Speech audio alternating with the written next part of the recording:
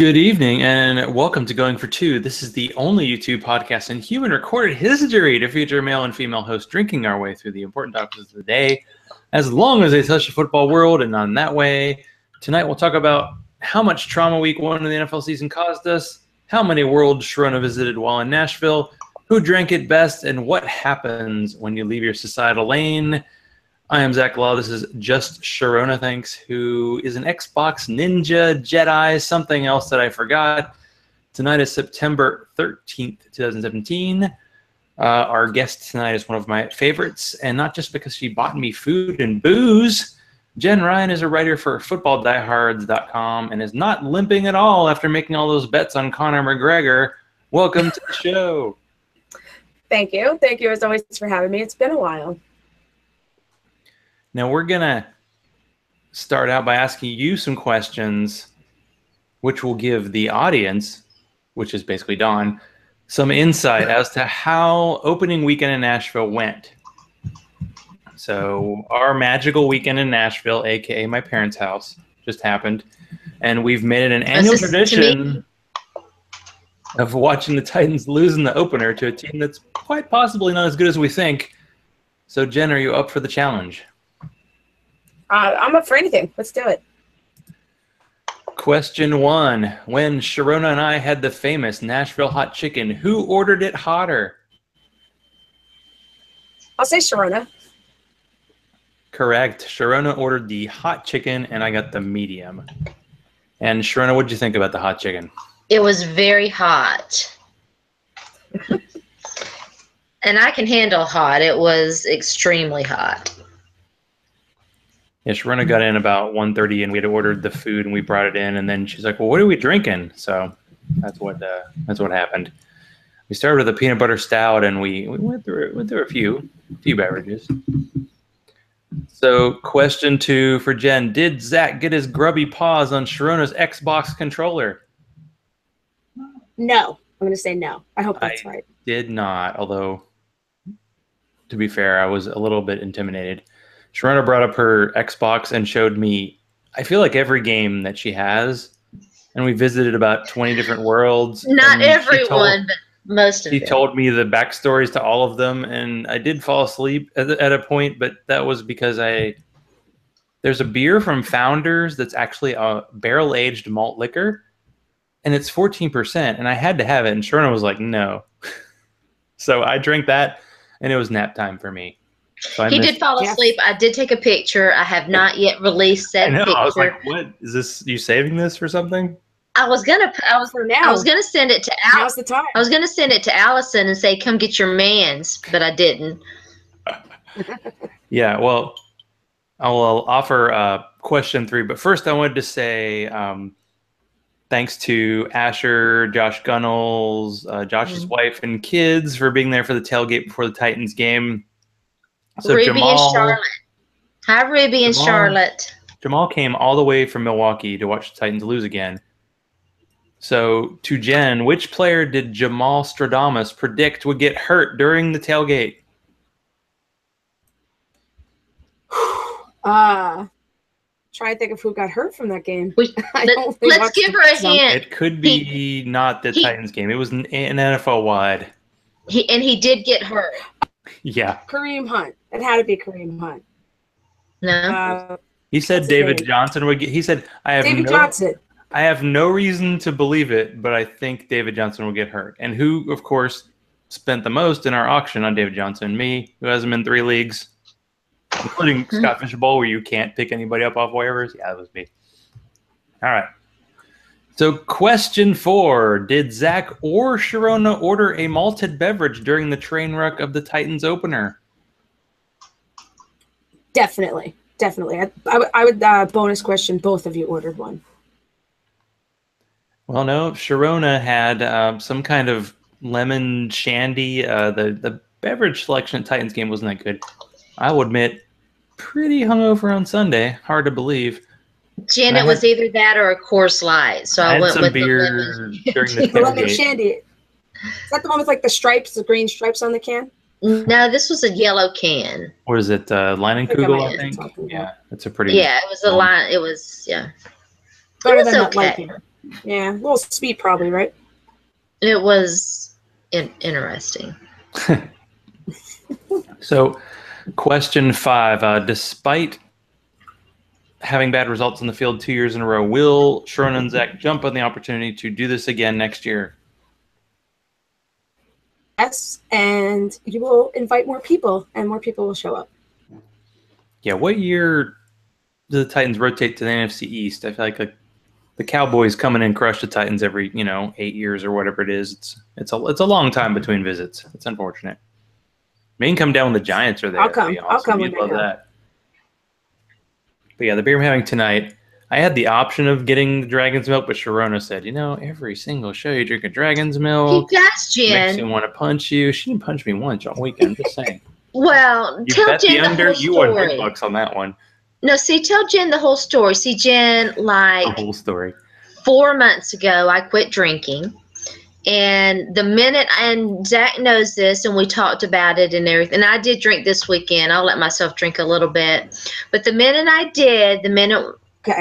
it was official, Zach started drinking my favorite beer every single show.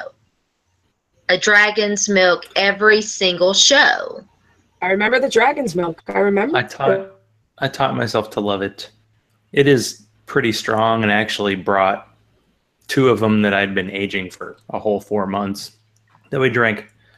But I'm having the Prairie. This is from Oklahoma, the Okie. It's an Imperial Brown Ale aged in whiskey barrels. I'm going for a barrel age tonight. That sounds good. It probably should be Thursday night, considering the heft of the beer is made tonight. By the way, the peanut butter beer didn't really taste very peanut buttery to me. Yeah, it was a milk stout. I'm trying to think. Well, we had the Dragon's Milk, and Sharona was smart.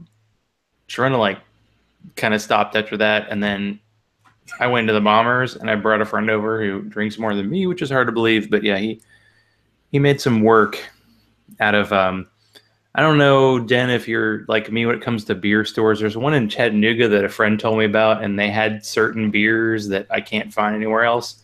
So I picked up a bunch of Bombers. They were like Boulevard stuff. All of them really heavy stuff. And I invited a friend over, and we drank most of them. And yeah, not feeling so good on Sunday. Hard to believe. Very nice. So let's transition. So Sharona and I watched the game in person. Sharona, well, if you say watching, you mean Sharona looking at her phone going, why have you, poor phone, burned out.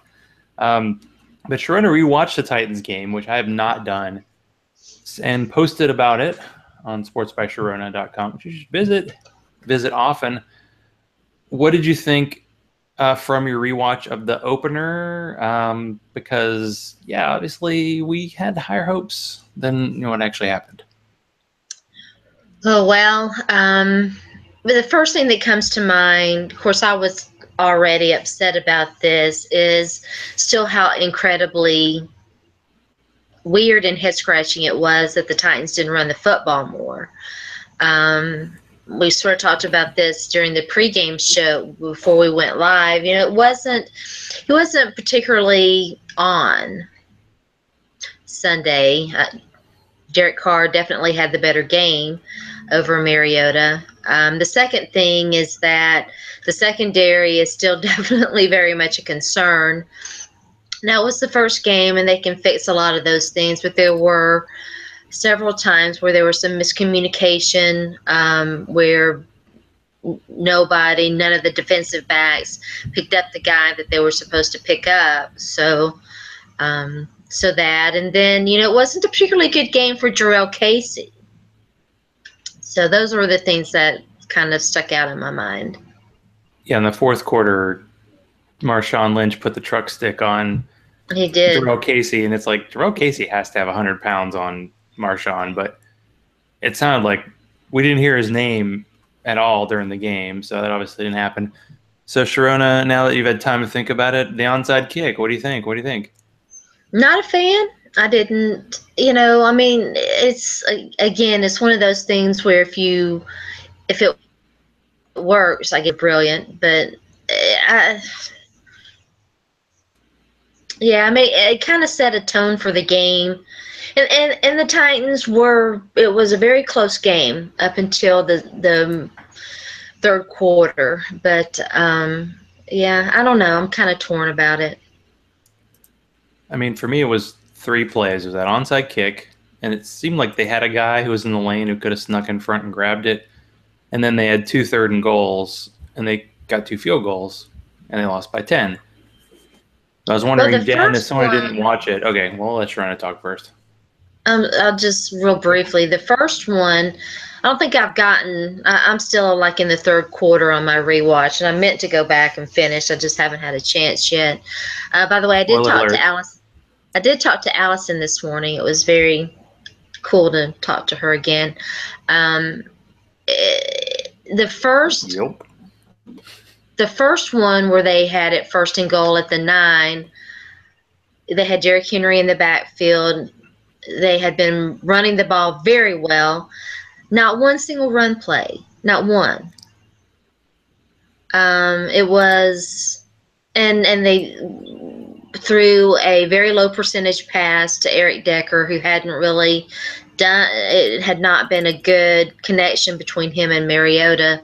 So yeah, that was extremely disappointing. Yeah, some of the red zone call on both sides was weird because the Raiders got like a first and goal at the 2, and it was like the offensive coordinator for the Seahawks took over because they didn't run the ball once in those 3 downs and threw it 3 times to Cooper, who didn't convert.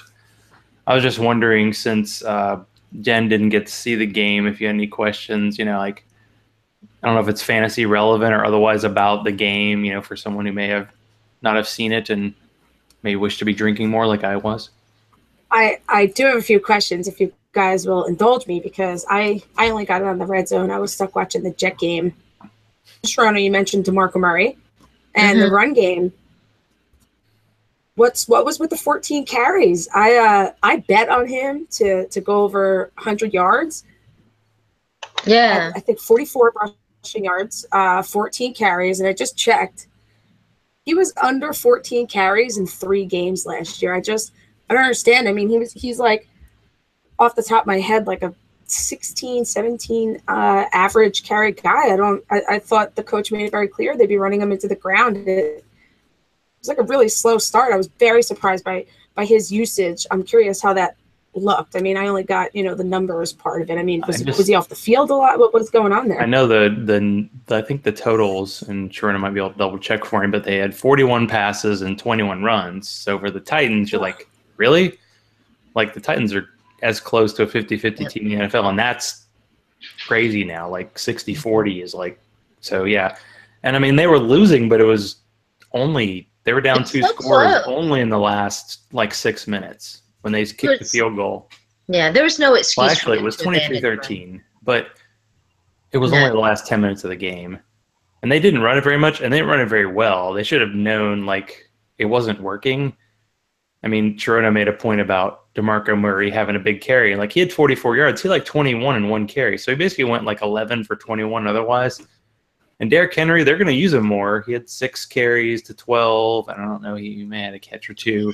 This drive this series that I was telling you about, the drive where they got down to, and they had it first and goal at the 9, like a play before that, one of the reasons why they even got it in first and goal, Derrick, and at this point, Derrick Henry's in the game. He just picked up a huge 8-yard gain.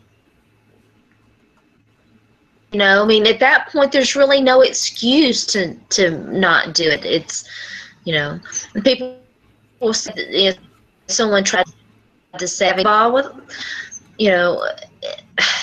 and it's true. There were times where DeMarco Murray got stuffed. I know there was one play where DeMarco Murray got stuffed, and there were a couple of other plays, maybe 2 or 3 other plays where he lost yards. Still, you can't abandon the run like that. It's just crazy. Especially in fantasy football. I mean, we needed that. I needed that. Yeah, and the defense seemed to be pretty good at giving up third down conversions all day, and I don't know, sometimes the Titans would go like incomplete, and then get a third down pass. Like, Mariota made some good passes and some bad ones, but every single time, like Sharona, like taking a bath or something, nice relaxation and going, Delaney Walker. Like once the Titans started targeting him, because he didn't have that much early in the game. Like he was the guy. He was pretty awesome. Him and Richard. It was clear that the guys, because Davis was hurt and Decker was hurt, the guys who didn't have a lot of practice obviously were uneven, and even DeMarco Murray was hurt, so he didn't get a lot of first team. So it almost looked like a preseason game in a way. Like Corey Davis got targeted early, made this great catch. I think the Music City Miracles people were saying, "Wow, a Titans receiver making contested catches. When's that happened?" So it was good, but then they targeted him a ton, and he clearly wasn't totally ready yet. Did they not watch Rashard Matthews making all those contested catches during the game? I mean, hello? Rashard is good. I mean, for a free agent signing, I posted video of all that, by the way. Who remembers the Carl Pickens, Yancey Thigpen days? The Titans actually having a free agent who's good is very, very confusing. He's so underrated. But we've talked so much Titans, so we really have to talk.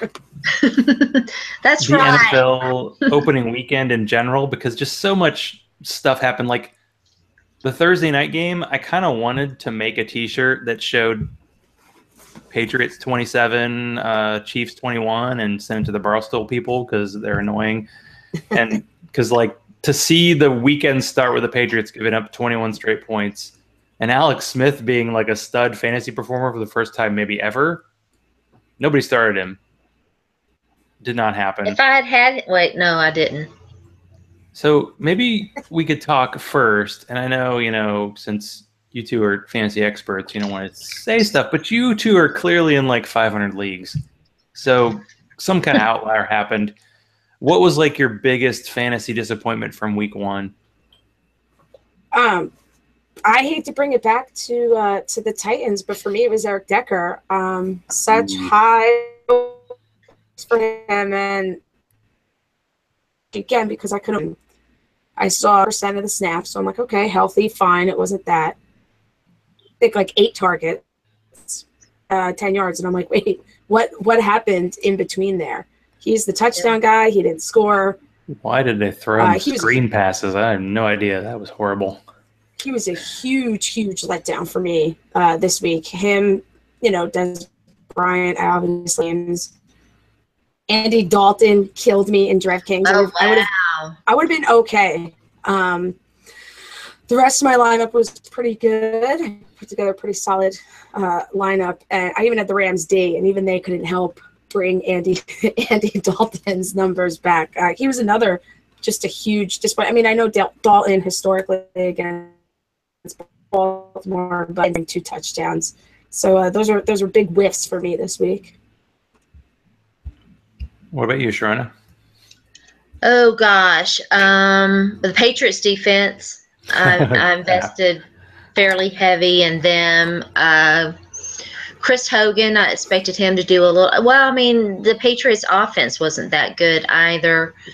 Allen Robinson getting hurt now on injured reserve. That was a big blow for me. And let me think. That's all I can really bring to mind right now. I mean, Delaney Walker was his. I kind of hoped that he would get a touchdown, but Eric Decker's interesting because I was kind of in wait and see mode with all of that because I knew how important Delaney Walker is, in that offense. And clearly the connection wasn't there between he and Mariota. It wasn't a particularly good day for Marcus Mariota anyway.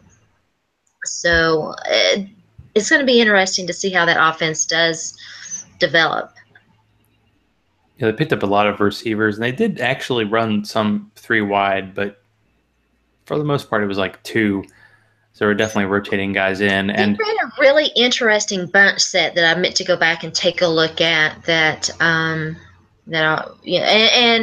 I didn't get a chance to mention this. The thing that intrigued me is that they were using they were using Derrick Henry and DeMarco Murray both in the backfield. And one play they had them both. They had Henry split left and DeMarco split right. And pardon me, of course, I had written that I would like to see Derrick Henry more heavily involved in the run game, and they could still use DeMarco Murray, in the passing game. I'd like to see they actually had them in the backfield together more than I remembered. It's really hard when you're at the game to keep up with those things. So.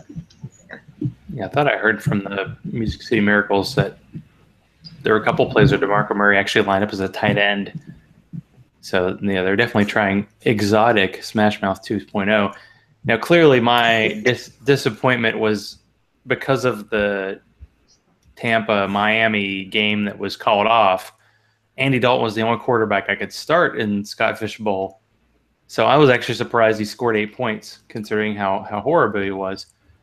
But my biggest fantasy hell yeah was I got Kareem Hunt in the 8th round in Scott Fish Bowl because it was like July 4th.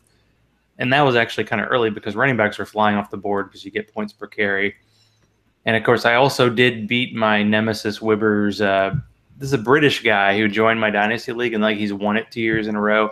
And I'm the Titans versus the Colts. I haven't beat him in 3 or 4 years. So I actually beat him this week. Well, congrats. In part because he started Carson Palmer over Sam Bradford. Otherwise, he would have beaten me. But that's just the way opening week goes because you look at obvious stuff and it's never obvious in week one. You can't feel comfortable about anything. But I want to know because Sharona and I had that, tailgate. We're at a game. She has her hand up. So I guess I should call on her. What's up? Let me self-own myself because I actually beat Jamalisms in Jamal Stradamus in our Yahoo League, despite the fact that I'm a blooming idiot and I had Gilly and Alex Smith on my bench. So you could have been even better. Well, what were the other players that you had that had overwhelmingly great weeks? I mean, Jen did, of course, lead the going for 2 league in scoring and kicked my butt, but maybe there's somebody else you had. I probably had the best bench scoring of anybody because I did have Mike Gillespie, or however you pronounce his name, and Alex Smith on my bench. Gil, that's what I do, Gilly. Yeah, that's exactly what I do. I'll have to go back and look. I think those were my 2 biggest mistakes. Well, Jen doesn't make mistakes. This is why she's sitting down so we can't see the limping. All right. I'm not limping. My biggest bench too, Sharona, was Gillisley, like an idiot. I benched him in. There was an auction league I did. It was a live auction in the city. It was actually kind of auction. And I benched, which killed me. And I offered Phillip Rivers, and that was a real bonehead move. And not only did I lose, but it was pretty embarrassing. I'm trying to find it here to go back to week 1. I know I scored less than 60 total points. I think I scored 52. I mean, keep in mind, it's not a PPR league, but still. I was looking at everybody else's scores. I did really, really bad in that league. It's embarrassingly bad. So I got to bounce back this week. Yeah, I'm looking for a big bounce back week in some leagues too. I have 2 ESPN leagues. One's my ITP league, and that's the one I lost the worst in. Let me see if I can pull it up real quick, and I'll tell you guys what I did there. Well, I've tried to make it the last few years an annual tradition to try to do 1 early MFL 10, 1 middle, 1 late, and I hadn't done any. So I did 4 MFL 25s in the last day. And all 4 of those leagues, and 2 Jen was in, I finished 10th or 12th. I just totally blew it. It was really dumb to do 4 at a time because it was really hard to keep up with any drafts. Yes. Russell Wilson was kind of disappointed. Man, that was it. Yeah, I was watching. We got home. It was Packers, Seahawks in the half. I'm like, ooh, that Seahawks defense against the Titans, that's going to be a tough one in 2 weeks. So he sort of killed me. Jimmy Graham wasn't all. Oh, Rob Kelly. That was the one. I played him in my family league, and he 3 points in my family league. That's what I got in this league. 3 whole freaking points. I had him in a couple of leagues, so that was a huge blow to he and Russell Wilson killed me. Let's see. I mean, I think I had a big oh, sorry, I was gonna say I had a big win in my fantasy league, my family league this week, despite Rob Kelly, because I played my Giants fan, and he sent me a text message on Saturday. Do you want to bet a stake on football tomorrow? And I was like, yeah, absolutely. Him and the Cowboys won. He didn't specify, so now he owes me 2 steak dinners. So it's like a triple win for me. Michael Thomas would be the other one. He doesn't know he owes me 2, but. And of course, Thomas was rough. You would play him anyway, and it's not that I don't. I mean, you play him, right? You just do. You play him, but yeah, he was a disappointment. I think Le'Veon Bell didn't have a very good week, but he came back. So we were at a game and we tailgated and I watched Sharona play video games. But what was the Jen experience on game day, especially since Sunday night was Giants Cowboys and you're in Jersey and you got the family who are Giants fans? How was that whole experience? It was good. So I watched with the afternoon games with my brother, the poor sad Jet fan, who I feel so bad for. We watched the Jet game, obviously, because that was the local game, and flipped back and forth. And I was actually really into the Jet game because the Jets were getting 9 points, and I thought that was kind of ridiculous. And I was going to bet the Jets not to cover, but I was feeling a little ambitious. And I bet the money line on the Jets. I bet them to win outright. They did not. So I was pretty upset about that, but not nearly as upset as my poor brother was. It's funny, though, the Josh McCown touchdown, when I saw them on the goal line, I looked at my brother and I was like, this is why they brought him in. He just dives into the end zone. It's usually on the 3rd or 4th one of the season. He gets the concussion where he's done for the year. And just like that, he dives in for the touchdown. Probably the only highlight for the poor kid watching the game. And then after that, for the games, I picked up a sirloin top roast. Made that for the night game, which I watched with a good friend of mine who's a Giants fan.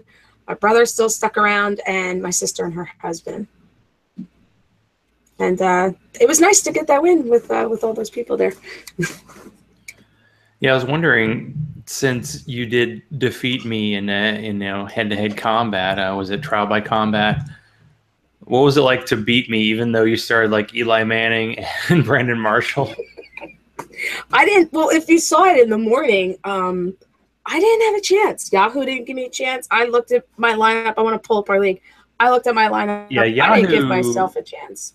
Had me like as a 10 to 20 point favorite. Big favorite, and you were ahead of me by 20 points like all day, like from the jump. Like there was a slight chance at the end. But you had Mark Ingram, and I think I had Thomas. And I thought, well, if Thomas scores a touchdown and then Dalvin Cook scores a touchdown, then you had Mark Ingram get a bunch of garbage catches at the end. I was like, yep, no chance. I beat you, not just playing Eli, but I played Brandon Marshall too. How did you lose to me, Zach?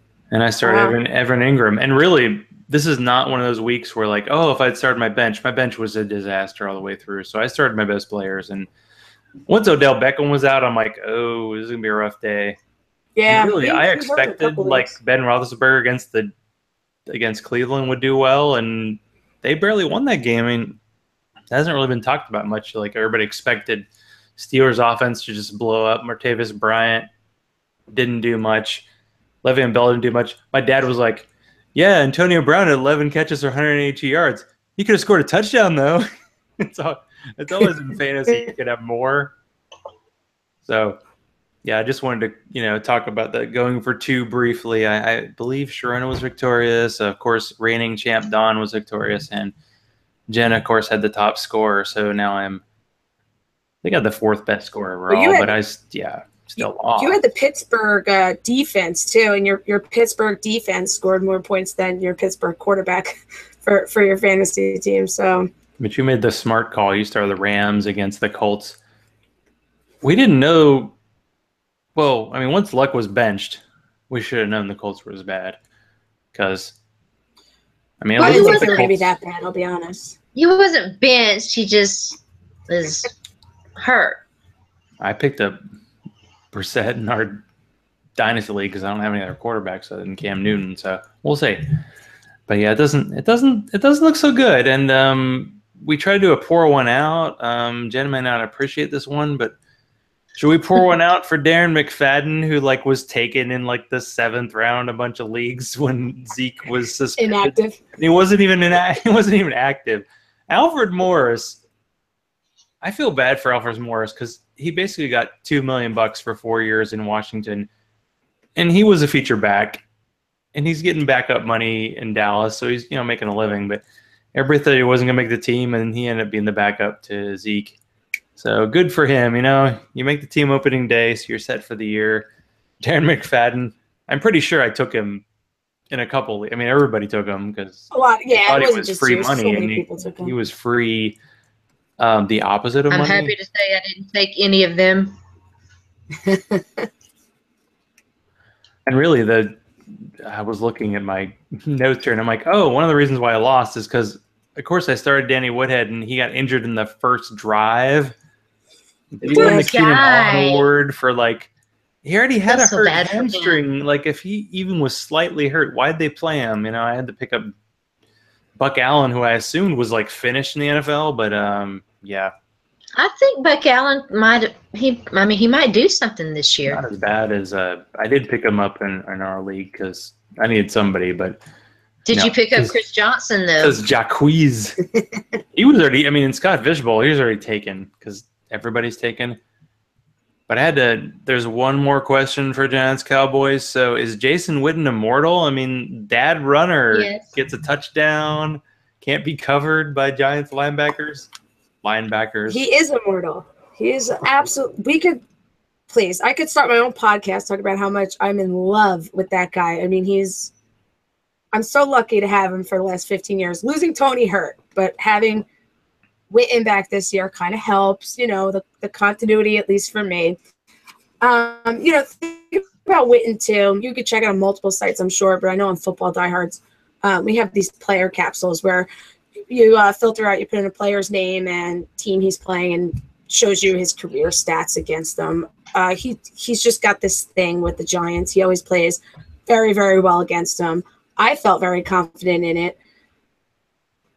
Threw a couple bets on him, bet him to score the touchdown and hit that. And then I bet him for 8 receptions and he got 7. So I came up short there. But even that third preseason game, just the way that Dak kind of targeted him and used him, I had a feeling not only this week that he was going to have a big game just because of that Giants narrative. He just shows up against them. But I think he's going to be he's this PPR guy who doesn't rack up a ton of yards or touchdowns. I think that might change a little bit this year. I think he's going to have one of the better seasons he had in recent years because there's a super, super clear rapport among him and Dak. Not to say that there wasn't one with him and Tony, but, he had a good season last year with him. Loved him in the first game. Of course, he is immortal. He will play in another 2-3 years, hopefully, but I guess we'll have to see.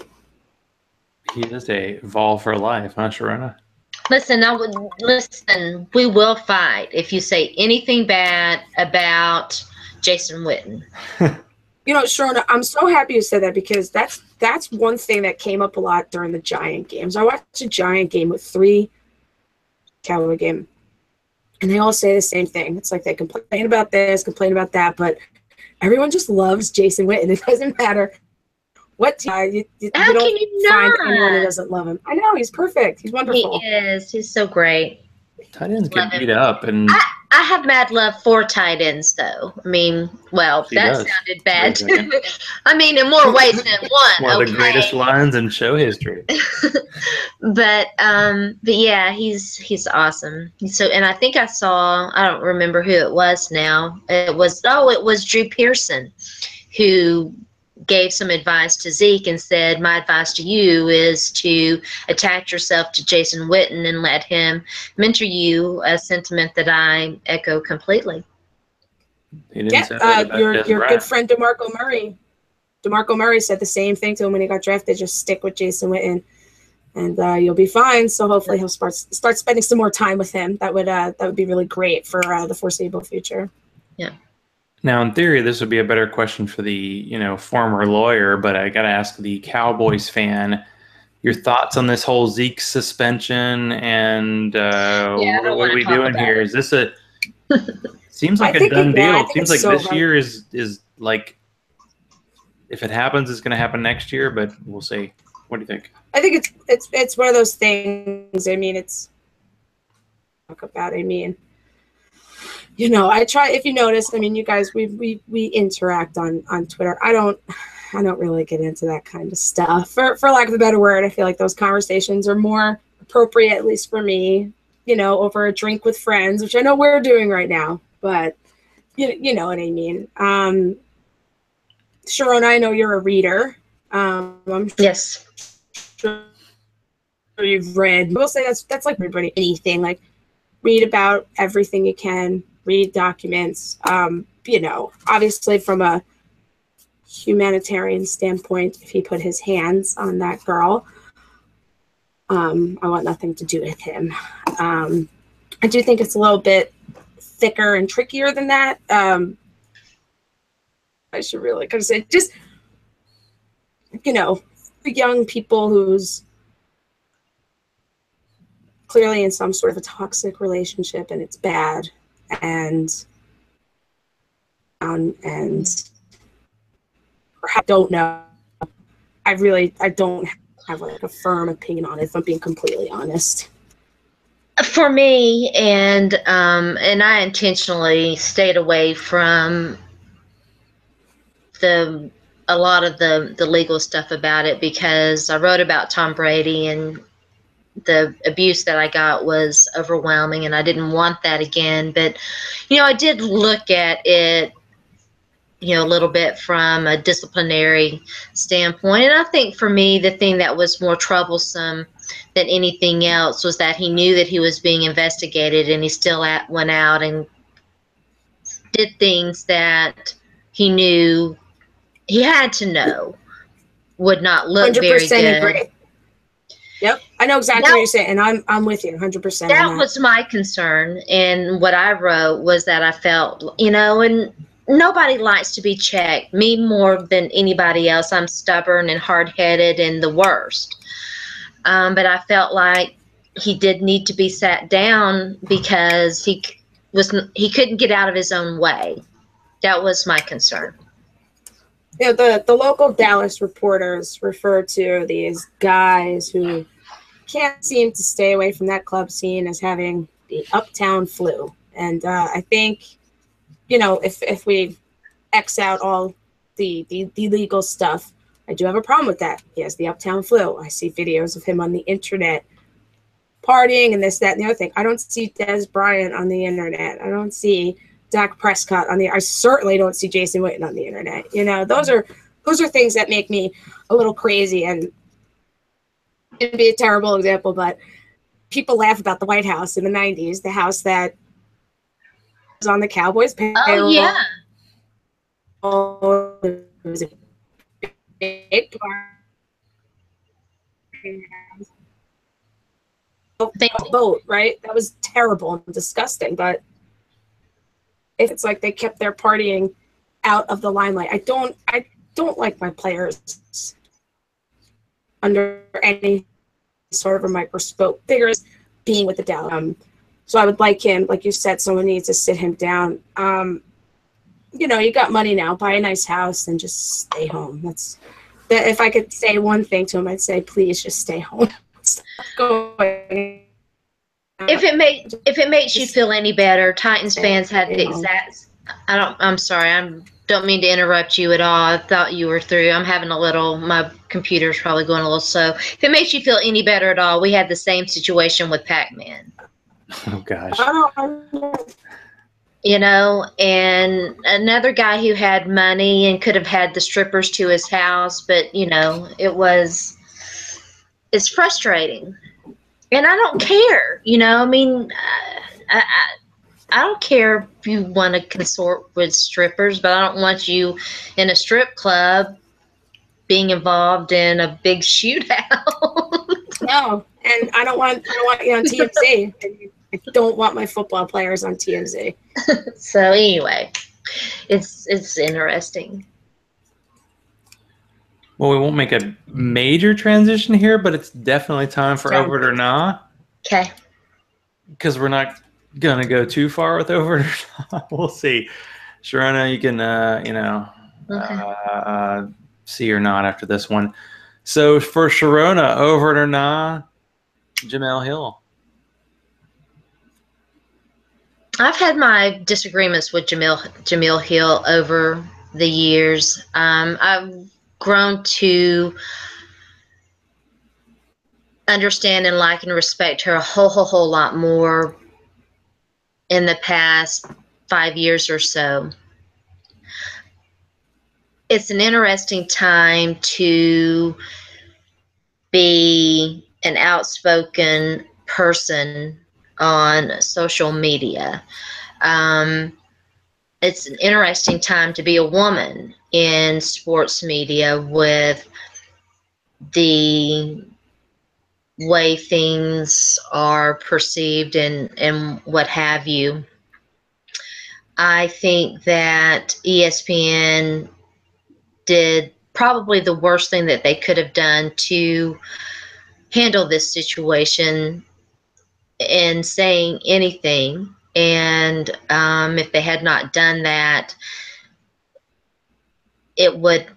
I mean, why kowtow to? You're never going to appease these people who are upset about any of this. You're not going to ever appease the stick to sports people, because it's not sports. It's not any of that they're upset about. It's other things. So Yes. no, I'm not over Jamil Hill. I think ESPN handled it the worst way they possibly could have, and that's about all I've got to say.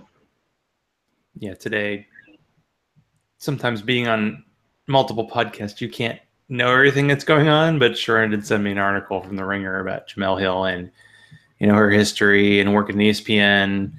I just sort of cut the cord last weekend, so I don't have ESPN anymore, but I wouldn't probably watch SportsCenter anyway. But her calling our president a white nationalist, pretty much accurate, but there are some people who just have this knee-jerk reaction, including a certain very famous Nashville personality who we will not mention by name because that would be terrible. Because that person needs no more. It's like the worst thing. Like I mentioned about staying in your lane. If you're like a female sports personality, or if you're a person of color sports personality, and you say anything bad about a white male, it's going to go bad. It's going to blow back. These are things that I cannot relate to, but I see it happening all the time. And I wanted to bring it up. And yeah, that was deep. But you know what? We'll see what the next one is. Okay, we'll move on. Over it or nah. Hank Williams back on Monday Night Football. I missed it. So I mean, I didn't see his segment. It's interesting, weird. right? Because I mean, some of the things that Hank, and this is ESPN again, and some of the things that Hank, I enjoy some of his music. I did not enjoy some of the things that he said about our former president. And I do know it's, and I do know that he has had alcohol issues and infamously had a run-in with Charlie Daniels, another man that I don't agree with his political leanings. I don't know why ESPN would make that decision, but they did, and here we are. Yeah, the whole like song leading into the Sunday night and Monday night, that gets so much Twitter play, negative and positive, that it doesn't really help. And they had this weird mix where they were at a bunch of people. It wasn't just Hank Williams doing the intro. I don't know if people obviously pay attention to it. Just check my Twitter feed, but I figured it was something to talk about. All right, so we'll transition. Over it or nah. Tennessee playing in the swamp. So the game Tennessee versus Florida in Gainesville is on. Over it or not? Oh, well, I'm not over it at all. I mean, this is one of the greatest rivalries in college football. And concerning things I see in college football right now is that they don't seem to appreciate these rivalries. We're seeing a lot of the tradition. I shouldn't say a lot. At least some of the tradition is going away. And, there was some talk about doing away with the third Saturday in October, which is like the greatest game ever.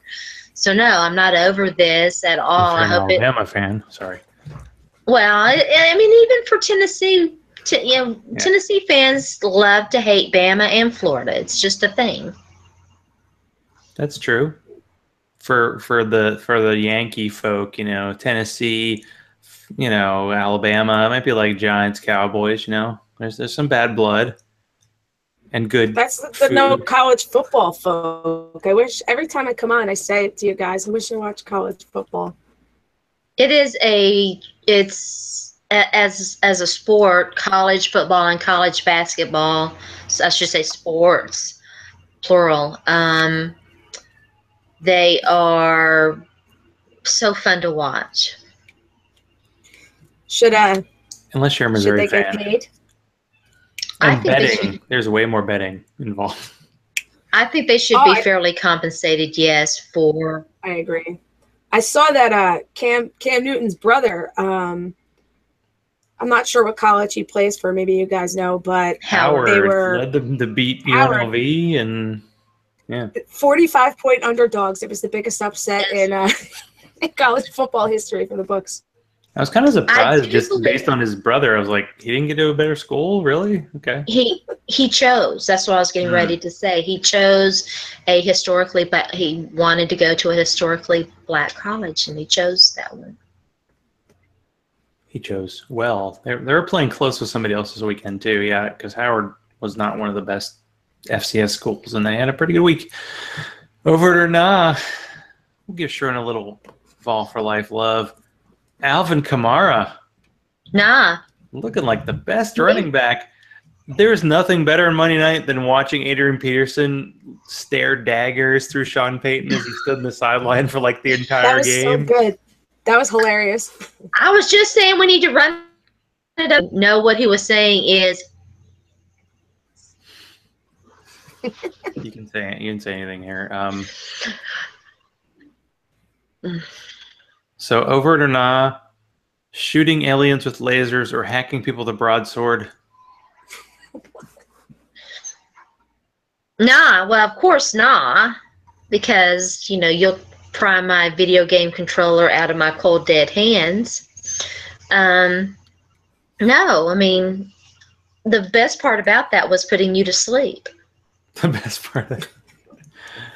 Well, yeah, it was Saturday night, and Chris and I were just drinking bomber after bomber, and you were shooting a bunch of aliens. And with your character who had been in a coma for 600 years, traveling to the nearest galaxy with perfect makeup. So that was pretty cool. The makeup is fabulous, I have to say. I did her right. We so Zach could see that process, and not in a coma, in cryogenic stasis. Yeah, I'd be pissed if I went to a next galaxy and then like aliens were shooting at me, or as soon as I landed. Yeah, it gets real quick. The exact weapons I had. We were playing Mass Effect Andromeda, by the way. That's what we were talking about. And I actually created, I forget which game this was. I'll have to go back. For a lot of games. We created Zach a character. It looks just like him. It's pretty uncanny. Oh, it's hilarious. I'd love to see that. I'll have to go back and find it and take a picture and send it to you. Please. So, Sharona, what's it like to encounter the fantasy football legend OBL, my dad, in person? Well, I had met him before. I met him last year. Your dad's great. And he's got just like this great, like perfectly like white hair, which gives me hope for my future. So that's a good thing. Yeah. He's definitely got the real neat hippie hair. because on Saturday, my dad was like, well, I'm going to give myself my own birthday present and go to liquor store. So I went with him, and I got to try out. I bought a bunch of different like Nashville kind of local beers, and I have them, saving them for a special occasion like tomorrow. But yeah, it was good because my parents really have one vice left, and it's booze. They drink, they like their wine. And they switch off now. Like it used to be my mom drank white and my dad drank red. And now they just whatever bottle happens to be them. They're both going upstairs, getting the next one. Yeah, they're ready to go. And I was all in the beer, so I was not messing with their style. And they only stuffed us every night because they had to be there for 3 nights. It was a weird trip. There was other stuff going on, but I had to stay an extra night because of the hurricane happening. So I didn't come back till Tuesday, but got to see the Monday night games. Got to see a tradition like none other. My dad getting in his recliner and falling asleep during the Monday night football game. I mean, come on.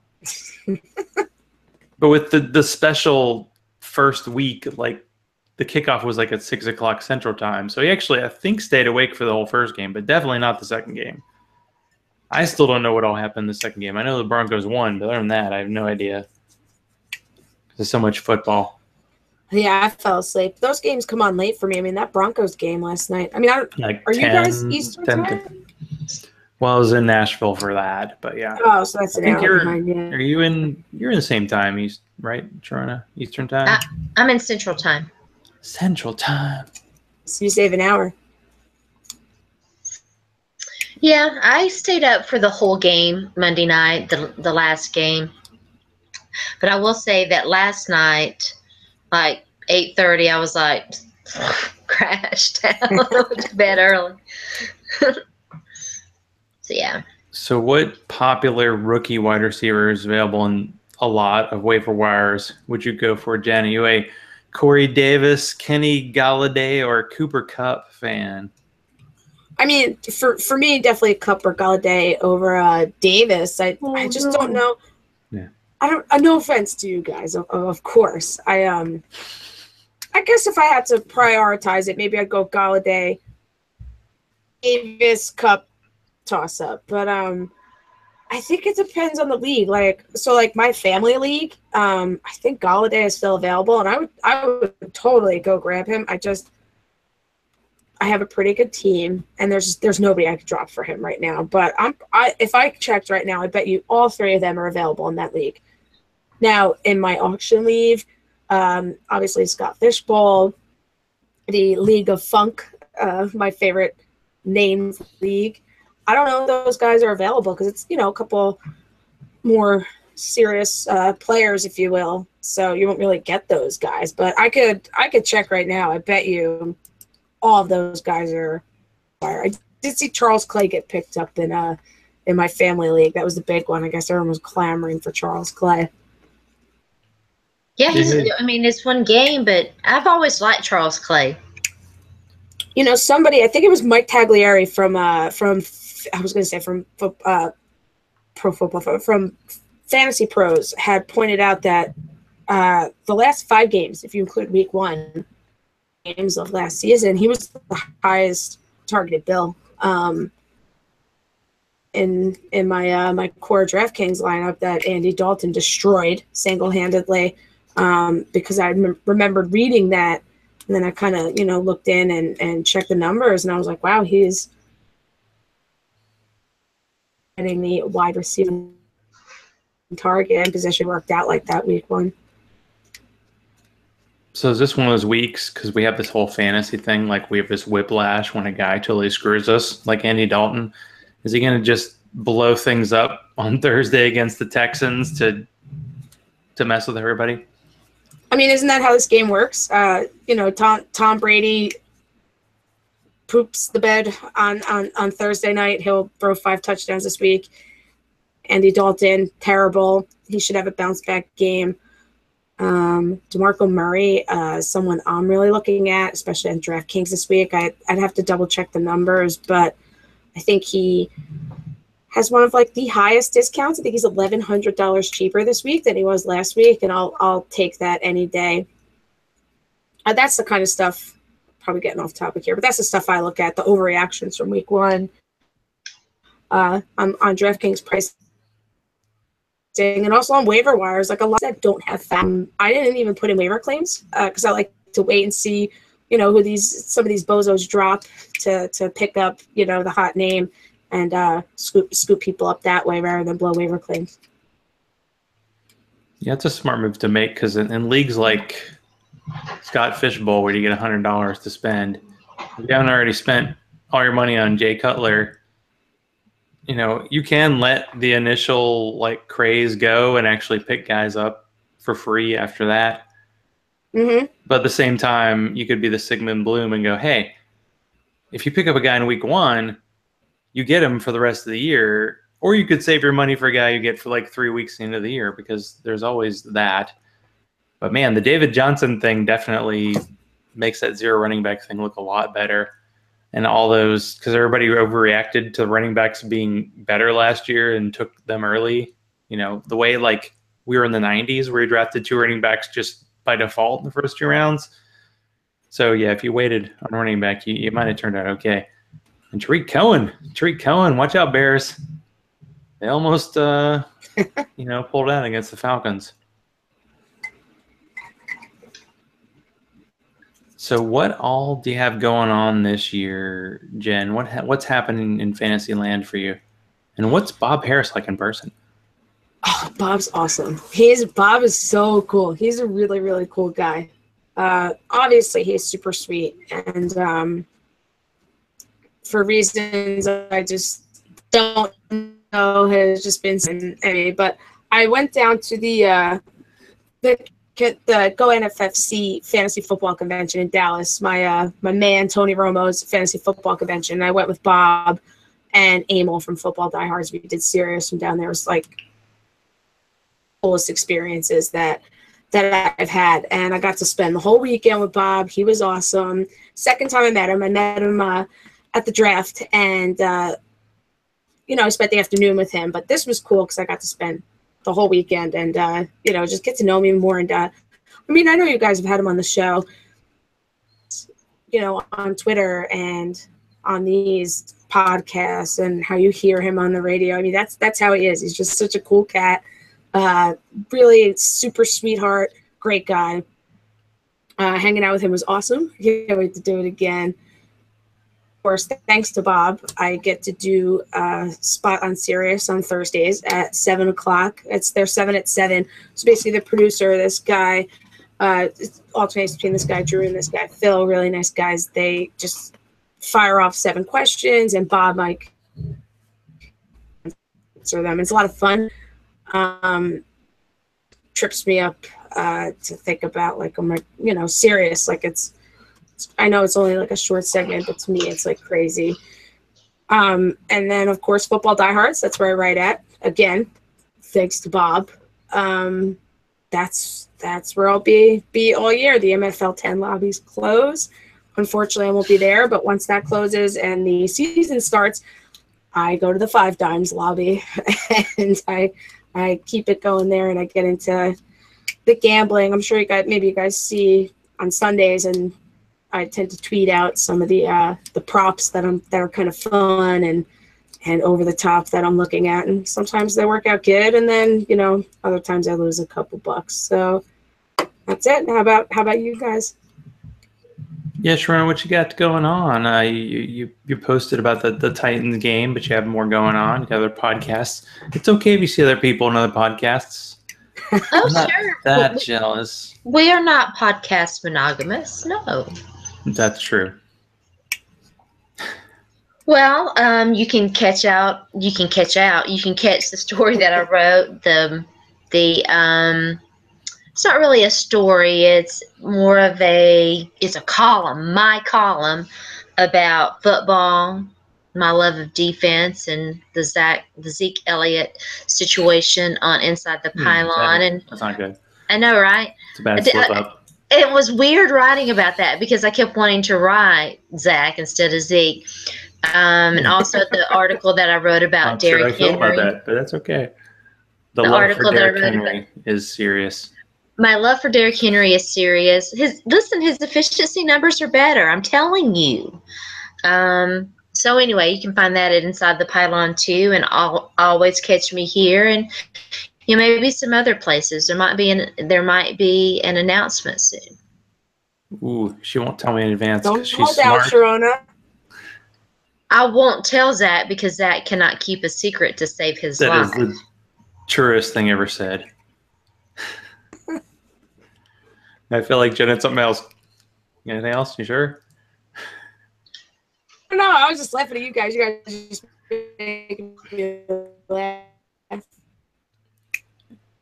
No one is more efficient than me with the beers. That's about it. Yeah, Zach _law on Twitter. I probably should post something about last weekend because I had, a few pictures and it was a fun, it was a strange weekend. I won't get into the personal stuff, but it was definitely an opening weekend like none other. I'll give you that because we had a hurricane going on and a few other things. So, yeah, thanks, Jen, for being back on. We'll talk about the Room 411, was it the show on HBO, Duplass Brothers, another time. That's so weird. They are back. And yes, thank you, Jen, again for coming on. We always love having you. Thanks for having me. This is like my, you're like the first people to ever ask me to kind of come and talk about fantasy football. So I love to chit chat with you guys. We're ahead of the curve. It's good. Jen's got skills. Jen knows things. FF Degenerate on Twitter, and that's with a J. And if there's a degenerate, who's more lovable, not possible. Just check out what she's got going on Sundays mornings and any morning. So thank you, Jen, for being back on. Thank you for Sharona being on and showing me all your video games. Not so thank you to Chris for drinking all my bombers. I actually had a few that made it back to Nashville or back to Atlanta. So once again, as we like to finish, good night and kiss my grits.